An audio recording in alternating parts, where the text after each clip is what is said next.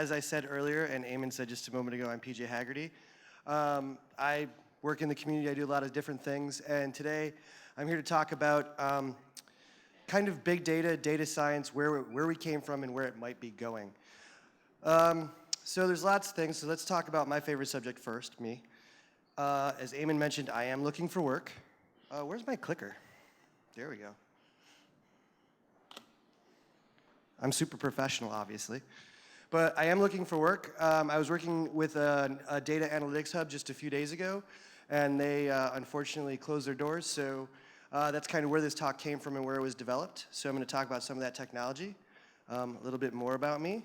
I come from Buffalo, New York, which is a very small town that is the only other city in New York State, because you probably heard of the other one. They call it the city.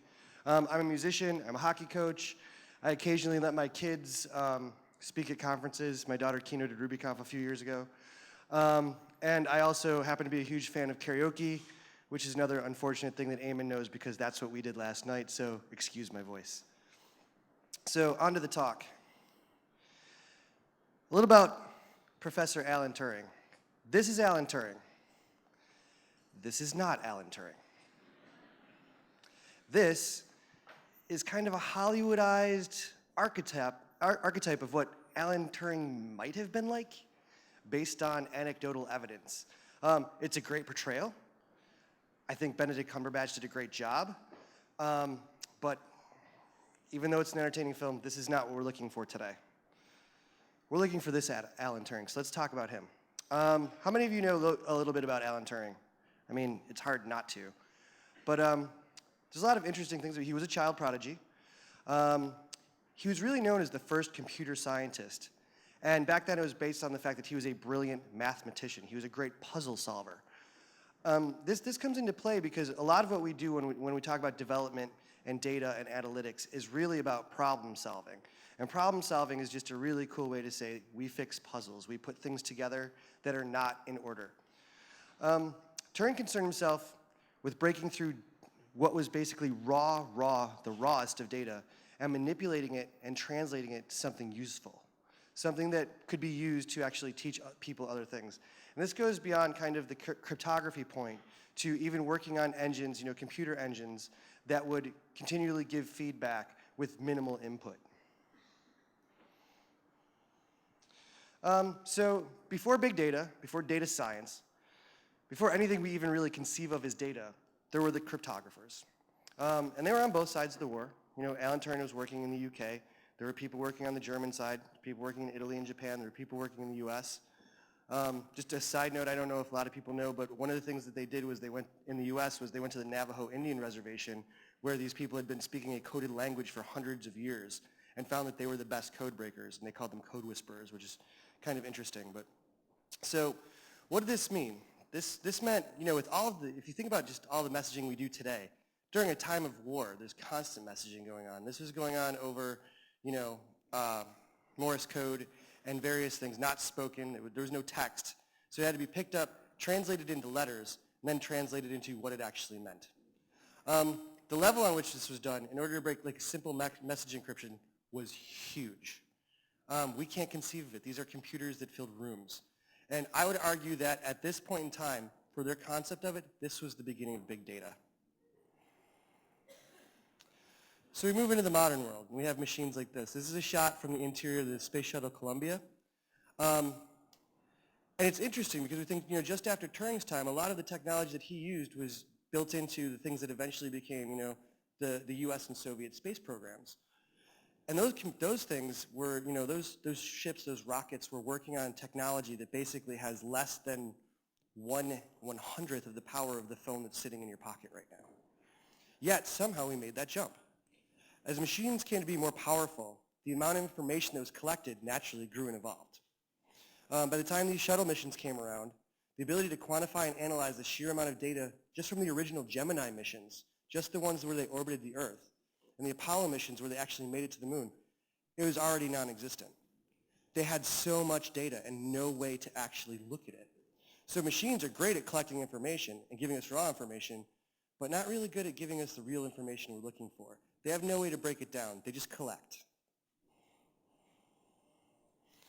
So enter big data.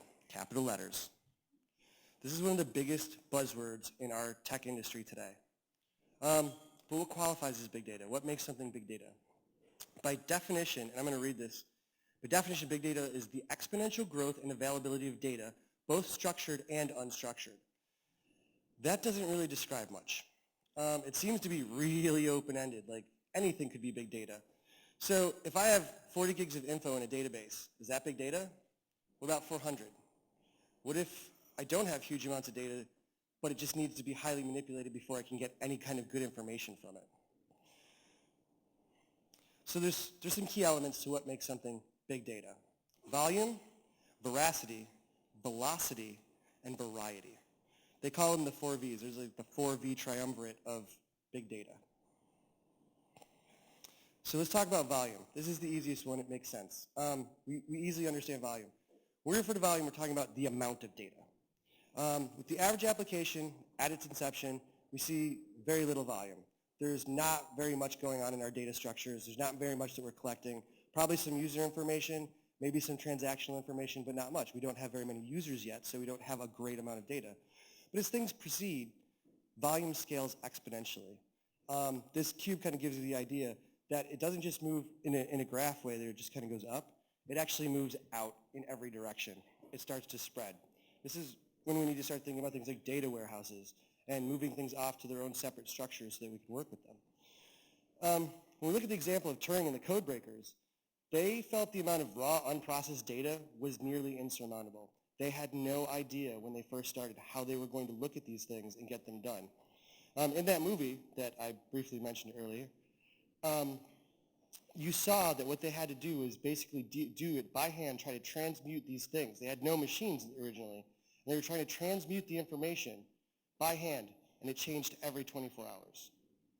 If you even think about trying to take just one piece of your application's data and just say it's in a hash, and you're trying to change that hash so it makes more sense to you, 24 hours isn't very much time at all. So we need some perspective, variety. Variety is another thing that's kind of easy to define. You know, it's not really easy to pinpoint in means that are practical, but it's easy to define. What makes something seem like it's diverse or a different data point from a coder's perspective might not be the same from a database administrator's perspective. And this is where big data starts to break down a little bit. Are we just storing strings and integers, or are we working with like an amalgamation of bits and bobs to get richer information? What are we really collecting?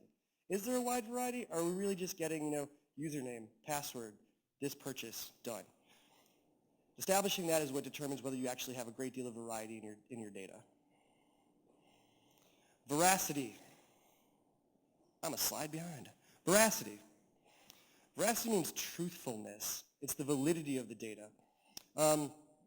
Every company I've worked for has had some sort of trial or sign-up process. Every company I've worked for has had a bunch of crap data entered by people trying to take advantage of the system. Whether that's trying to get, some free servers spun up, some free analytics. Recently I was working at a place called Jut.io, and we had 14 signups from someone who called themselves Mary Poppins from the Very Nearly Perfect Company. None of these things exist. This data is not truthful, therefore it's not valid. So if you have a bunch of crap data, you're not dealing with big data. You need to analyze your system and realize there's something else going on that you might want to clean up. Velocity. This is the key.